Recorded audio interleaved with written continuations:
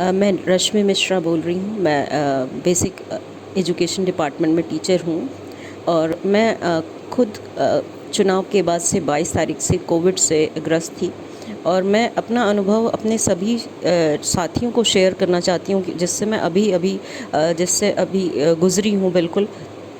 तो मैं इसलिए क्योंकि लगभग 750 साथी हमारे जो है वो इस कोविड में हम सबको छोड़ चुके हैं। तो मेरा जो अनुभव है जिससे मुझे लगता है कि बहुतों को लाभ होगा, मैं इसे ज़रूर आप सबको शेयर करना चाहूँगी। प्लीज़ इसे ज़रूर सुनिए और जितने लोग आपके जानने वाले जो भी हों उनको ये ज़रूर शेयर करिए। मैं पिछले 9 दिनों से कोविड से ग्रस्त हूँ और आज 10वां दिन है।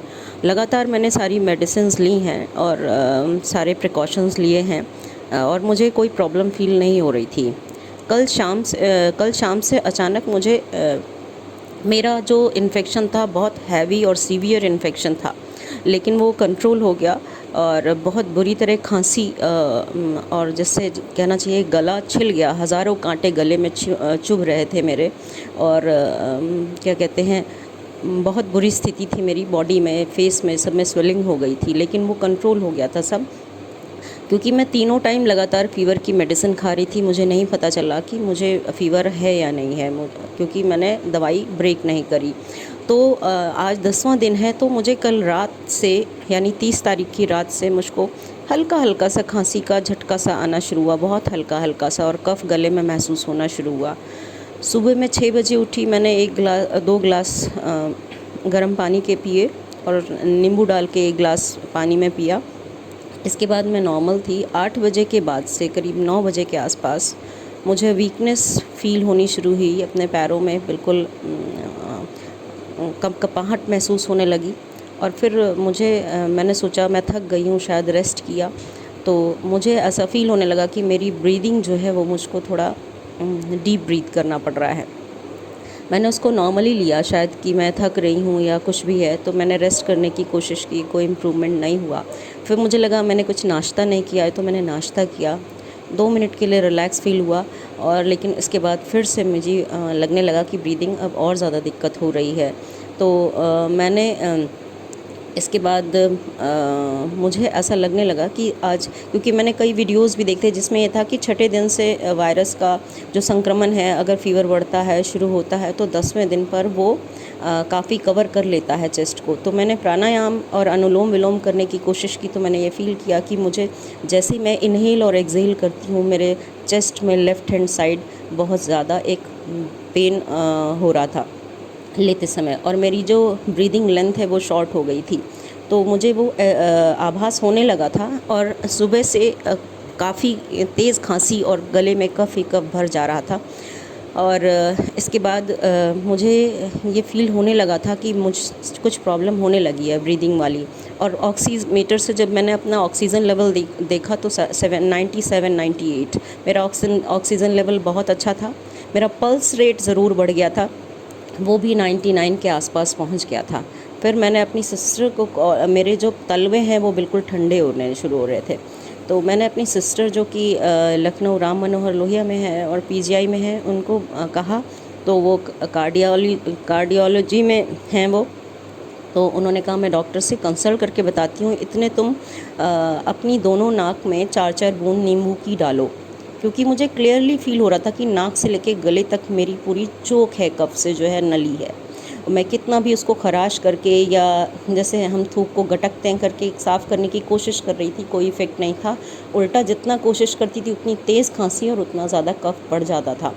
तो उन्होंने कहा मैं डॉक्टर से कंसल्ट करती हूँ, इतना तुम नींबू का रस अपनी नाक में डालो, क्योंकि उन्हीं के साथ की किसी सिस्टर ने पीजीआई में खुद ये किया था।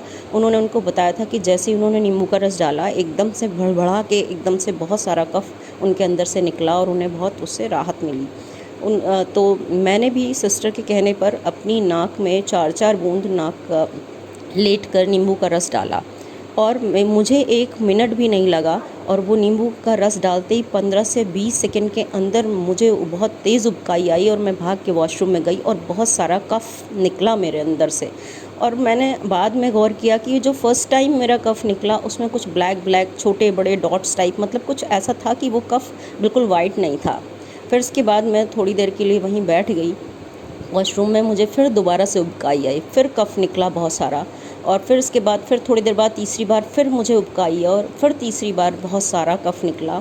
और तब जाके मैंने अपने आप को ऐसा महसूस हुआ कि जैसे अंदर तक कुछ खाली हो गया है, और बहुत रिलैक्स और मतलब बहुत ज़्यादा आराम महसूस होने लगा कि अब मैं नॉर्मल हूँ। फिर मैं आकर लेट गई, और फिर मैंने थोड़ी देर बाद जब मैं नॉर्मल हुई, मैंने नापा तो मेरा जो ऑक्सीजन लेवल था वो बिल्कुल 97 था, और मेरा जो पल्स रेट जो 99 पहुंच रहा था वो 80 हो गया था। और मैं बिल्कुल अच्छे से ख़ुद को ये महसूस कर पा रही हूँ कि जो मुझे ये लग रहा था मेरे लिए शायद अब 24 घंटे मुश्किल हैं, जिस हिसाब से मुझे अंदर तक फ़ील हो रही थी चीज़ें। तो क्योंकि ये जो लास्ट डेज़ हैं, इसी में हम लोग ज़्यादातर मैसेज ये देख रहे हैं कि कल एडमिट हुए और आज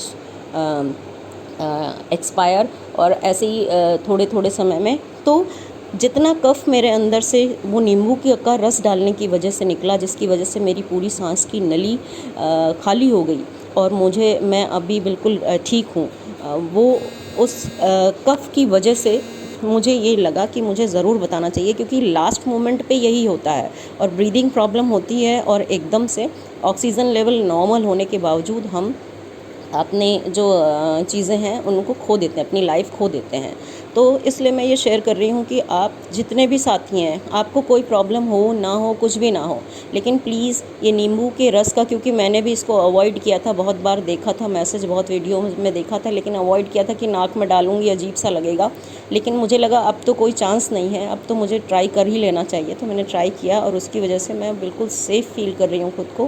प्लीज़ ये मैसेज आप लोग जितने हमारे साथी हैं उन तक पहुंचाएं, जो लोग भी हैं। इसमें वायरल होने जैसा कोई इंटेंशन नहीं है, सिर्फ ये है कि मैं इस दौर से निकली हूँ कि मुझे ऐसा लग रहा था कि शायद ऑक्सीजन वेंटिलेटर, इवन मैंने ऐसे हॉस्पिटल्स में कॉल करना भी शुरू किया था, कोई फ़ोन ही नहीं पिक हो रहा था, कोई स्विच ऑफ आ रहे थे फ़ोन। तो आप लोग प्लीज़ ये नींबू के रस का, जो जितने भी आपके लोग साथ में इफ़ेक्टेड हैं उनको ज़रूर बताइए कि क्योंकि ये हमारे साथ के 2-3 लोग इस चीज़ को प्रैक्टिकल कर चुके हैं, मैं खुद कर चुकी हूँ, और इसका इफ़ेक्ट आपको बता रही हूँ।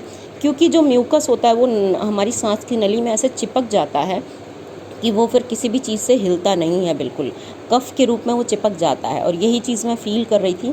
और वही म्यूकस, जैसे ही मैंने नींबू का रस डाला, ऐसा लगा जैसे उसकी सारी पकड़ ढीली हो गई है, और वो नली में एक लिक्विड की तरह भर गया, और अब मेरी बॉडी के रेजिस्टेंस ने उसको तुरंत बाहर निकाल दिया।